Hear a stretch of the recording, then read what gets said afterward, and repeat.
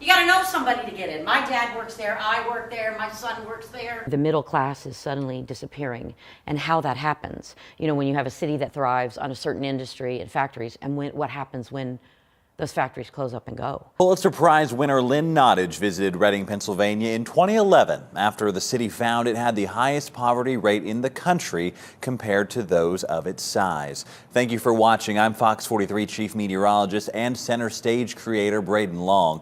Economic strife, development of racism, and simply the human condition are under close examination in the latest show at the Fulton Theater. I had the privilege of sitting down with two of the stars of the show and what it means to them. You can find that on FOX43.com. But I want to take you deeper with them and executive artistic producer Mark Bradon, who directed the show, about why they chose this production and the importance it has to the community. 3 generations of people in your family have made a living, and suddenly that living is gone. What happens to people when suddenly that's not an option? The most important show we will do this season.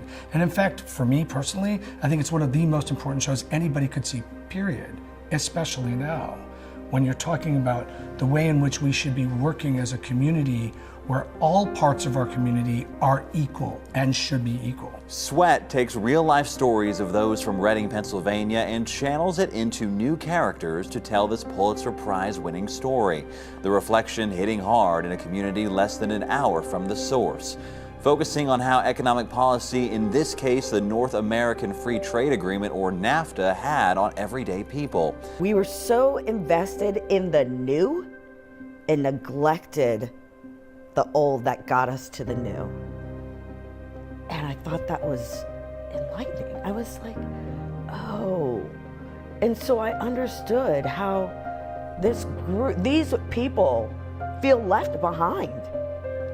You know, they feel it personally. I mean, these are real people. This is how real people talk, and they're real things that are happening to people, and the real ways that they choose to respond. The people in Reading are also the people in Maryland, the people in Kansas, the people in Michigan, I mean, any place where there's a factory, any place where there's a transition that affects a large group, where their lives are turned upside down. This story marks Che Lyons' first Fulton appearance. Che told me earlier in the interview she hadn't even planned on working this year, but this show drew her out.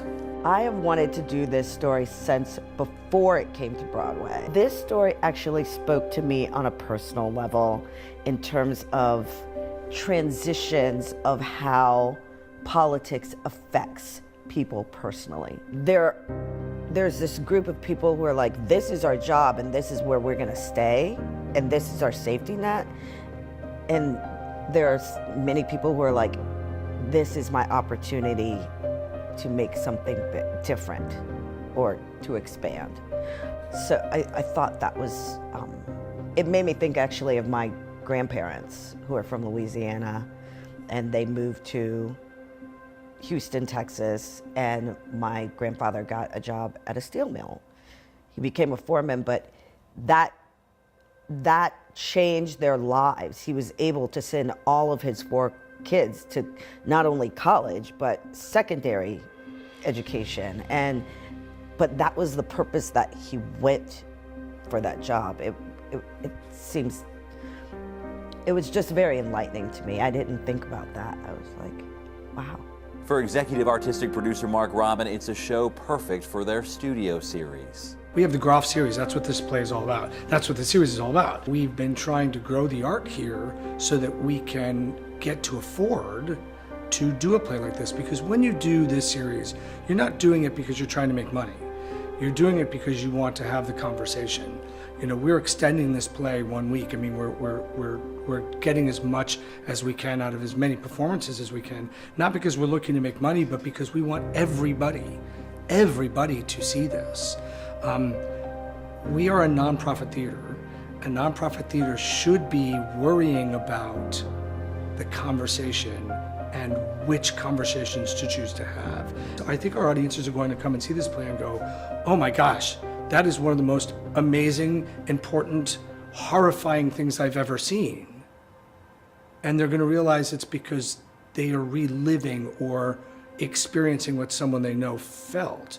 We'll get to that. First, this show also proved an opportunity to push some of our most familiar faces to new places. If you've made it this far into the story, odds are you've seen Karis Leos before and probably at the Fulton. Mamma Mia, the 25th annual Putnam County Spelling Bee, and so much more. Classic, comedic, but comfortable roles for Karis. I came to work several days in a row saying that every day I leave rehearsal, I feel like I learned something. I've become better. I've learned something about my craft and how to tap into things that normally I'm not asked to. So it is completely out of the box as far as what people are used to seeing me do. But I think that's why I'm loving it so much, because it's challenging every time I do it. To be able to surround myself with a group of artists that are so diverse and are so in a path with this show doing work they're not used to doing. You know, when you look at someone like Rendell Frazado, Lancaster's Funny Man, Karis Leos, Lancaster's Funny Lady, they're playing intense, real, difficult journeys, human beings. And in Karis's case, not a good human. You care about her. She has this remarkable way of making you care about whatever she does, even when she's being a horrible, racist, terrible person. You know, and Randy is playing the bartender, but he's like the everyman, but he's not. He's got his own journey and he has his own investments and he has his own politics, because politics plays a big part of the way in which the world is shaped of this play and our own world. So watching their journey for this has been remarkable, because I'm used to telling things like, you know, hey, you'll get a laugh if you do that. No, we're like, no, you have to let it go. You have to get angry. And you know, there's conversations of, yes, but that's scary. Well, I know that, but you have to go there. And then when you go there, then it's from a theatrical point of view, it's thrilling.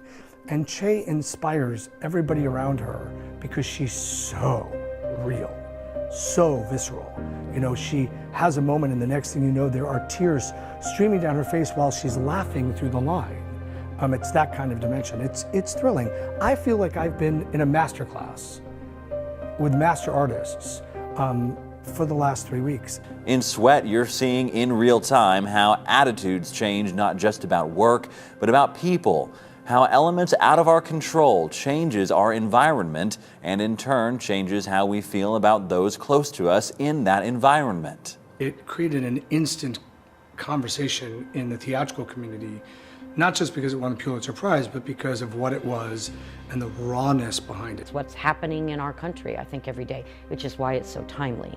Which is, you know, when she wrote it, we weren't where we are now, but it couldn't be more timely than how things are, I think, in the country right now, as far as the blaming of specific groups for what's happening to us. You know, that's how people think, well, I'm having these problems because of this person or this group of people. And you see that in the play. When you thought you had a pension and you thought you had a life and you thought you had a future was replaced by a button. You know, they say in the show, you know, we're being replaced by buttons, boop, boop, boop. We all know what it is to be fearful.